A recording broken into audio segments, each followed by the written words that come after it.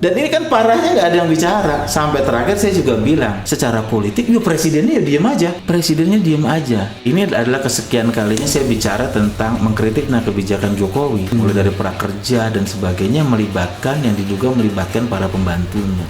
Sampai saya tiba pada kesimpulan, problem bangsa ini memang etika. Nggak punya etika gitu. Padahal ekonomi yang bagus, bangsa yang dahsyat, harus dibangun di atas moral dan etika.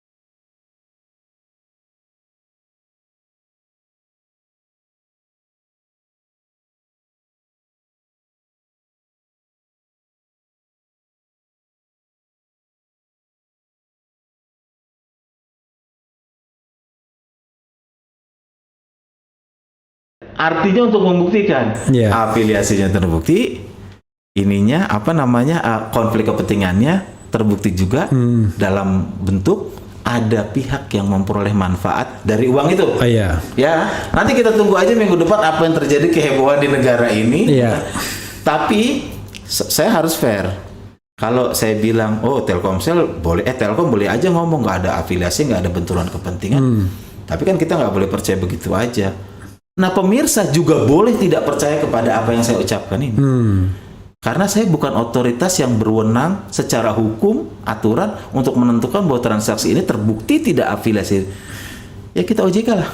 Iya. Kita hanya warga masyarakat. Periksa dong ya kan. Yang concern ya kan. Yang masalahnya ada nggak tanda-tanda dari semua berita yang sudah keluar? OJK mau berkeinginan untuk memeriksa? Nggak ada. Ada nggak tanda-tanda bursa tuh mau memeriksa mendalam? OJK ini ada ini ya, kemarin itu saya dihubungin wartawan. Mau dilantik ya? Iya, soal pelantikan apa? Pelantikannya batal. Saya nggak tahu karena apa tuh. Karena masa jabatannya belum selesai sebenarnya. Itu kita nggak tahu. Maksudnya kalau nggak salah ya, masa jabatannya itu tanggal sekian, tapi mau dipercepat pelantikannya. Loh, kok bisa begitu? Biasanya kan sesuai dengan masa jabatan gitu. Kepentingan kita simpel, Bang. OJK ya periksalah untuk buktikan, biar nanti kita awasi sama-sama gitu. Kita boleh tidak percaya pada apa yang dinyatakan Telkom, masyarakat juga boleh tidak percaya karena kita bukan otoritas. Kita warga biasa. Kan saya bilang tadi, saya anak orang biasa, melihat dari sudut orang biasa. Saya melihat orang-orang yang dalam tanda petik kuat dan luar biasa, yang biasanya nyuruh-nyuruh kita gitu, mengatur-ngatur kita, kok bertindak seperti itu. Sudut pandang orang biasa itu. Periksa dong. Kalau nggak diperiksa kita kemana lagi, Bang? Nah, kalau ke SEC kan dia otoritasnya otoritas yang TLK ya. Nanti dia ada hukum acaranya sendiri, kita nggak tahu lah. Saya bilang tunggu saja. Dan ini kan parahnya nggak ada yang bicara. Sampai terakhir saya juga bilang, secara politik, ya presidennya ya diem aja. Presidennya diem aja. Ini adalah kesekian kalinya saya bicara tentang mengkritik kebijakan Jokowi. Mulai dari prakerja dan sebagainya, melibatkan yang diduga melibatkan para pembantunya.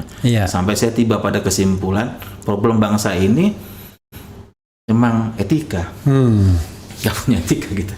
Padahal ekonomi yang bagus, bangsa yang dahsyat, harus dibangun di atas moral dan etika.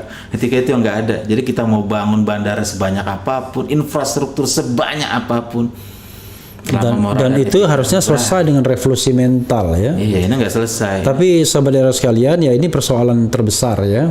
Nanti kita tidak tahu kehebohan apa lagi ya. Tetapi intinya adalah ya tadi, fenomenanya adalah masyarakat yang mengkontrol atau mengontrol kekuasaan itu justru memiliki konsekuensi. Sementara orang-orang yang betul-betul ngambil uang negaranya itu bisa bebas begitu aja. Nanti kita lihat. Ini penting sekali untuk minggu depan ya. Setidaknya kan terbitnya Senin ya si majalah itu ya. Kita pelototin sama-sama. Kalau majalah itu nggak usah dibilang lagi, majalah itu pasti Tempo.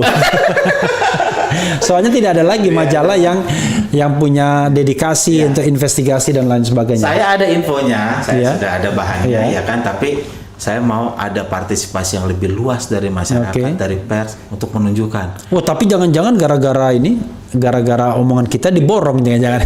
Iya, nanti kan ada saya. Pernah terjadi. Oke, ada satu hal, Bung Agus ya. Kan di dalam tulisan itu Anda menyebutkan mengenai saham dari Boy Thohir sebesar 1 miliar. Betul. Dengan harga 1 rupiah. Iya.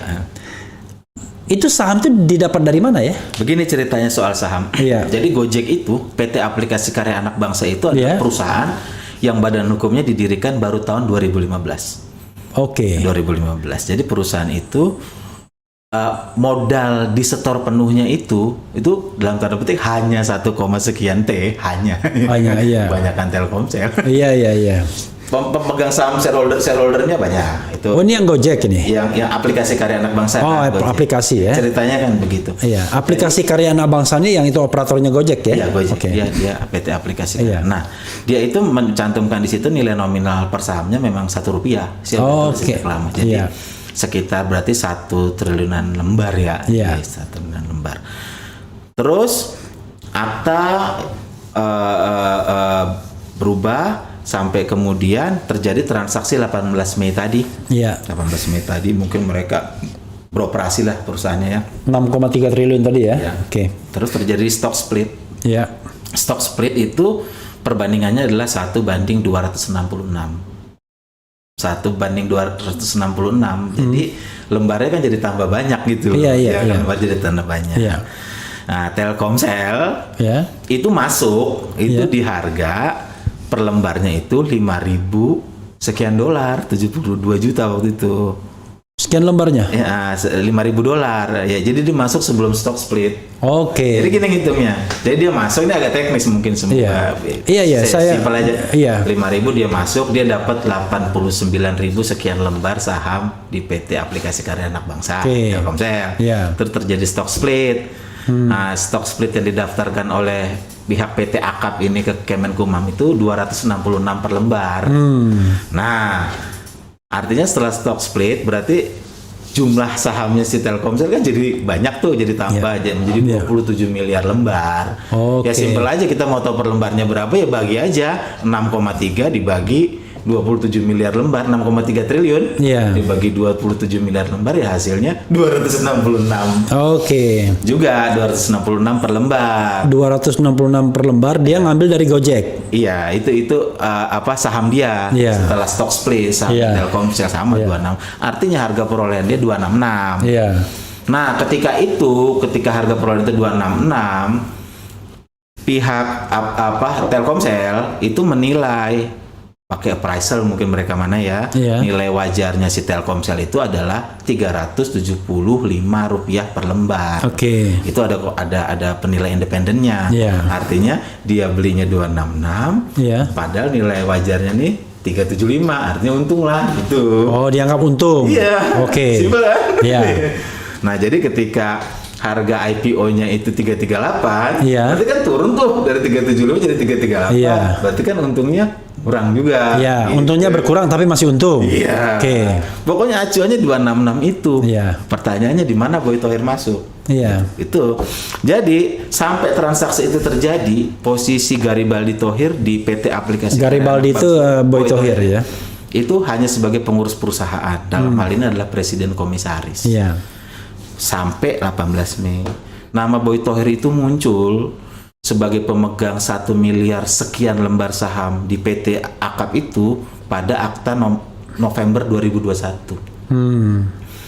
Itu fakta, nggak bisa dibantah. Iya. Jadi ketika November 2021, Iya. dia sudah menjadi pemegang 1 miliar lembar saham PT Akap, Iya. GoTo ya berarti ya, dan sekaligus presiden komisaris. Enggak, PT Akap itu GoTo ya? GoTo. Oh, jadi sorry. Kalau Gojek saja apa namanya? PT Aplikasi Karya Anak Bangsa. Karya Bangsa. Kemudian kalau Dia Tokopedia, merger dengan Tokopedia kan, Iya. jadi PT Gojek Tokopedia lah gitu. oke. Lalu Iya. kan Boy Thohir kan bawa saham dari Akap kan. Iya. Nah, lalu di GoTo-nya gimana? Dari saham dari akhirnya ini apa di PT sahamnya Akap ya. Oke. Nah, Akap. Nah itu memang kan emang ada perubahan tuh, ada PT Aplikasi Karya Anak Bangsa, Iya. ada PT Gojek Tokopedia dan sebagainya, Iya. ada PT Dompet Karya Anak Bangsa dan sebagainya. Dompet kalian maksudnya itu GoPay itu anak GoPay. perusahaan yang dikendalikan oleh PT Aplikasi Karya Anak Iya. Bangsa. Dan itu memang banyak PT-nya, badan hukumnya mereka Iya, banyak. iya. Kita sebaiknya tidak masuk ke situ karena itu urusan, Iya. itu akan sangat rumit sekali Iya, iya. pengaturannya. Kita fokus follow the money-nya aja. Oke. 6,3 ini masuk kemana gitu loh. Oke. 6,3-nya Telkomsel ini dipakai apa? Lalu yang saham yang katanya Boy Thohir untung itu gimana akhirnya? Iya, akhirnya kan di prospektus diungkapkan sendiri. Di prospektusnya GoTo ya kan. Ketika mau IPO Iya. bahwa di situ Boy Thohir adalah presiden komisaris dan pemegang 1 miliar lembar sahamnya. Oh, jadi kayak dikonversi begitu ya? Yang saham Akap lalu ditransfer Saya ke... tidak tahu. Oh, itu. oke. Kita lihat faktanya aja. Oke, di akta November begitu, Oke, di oke, oke. prospektus diakui sendiri.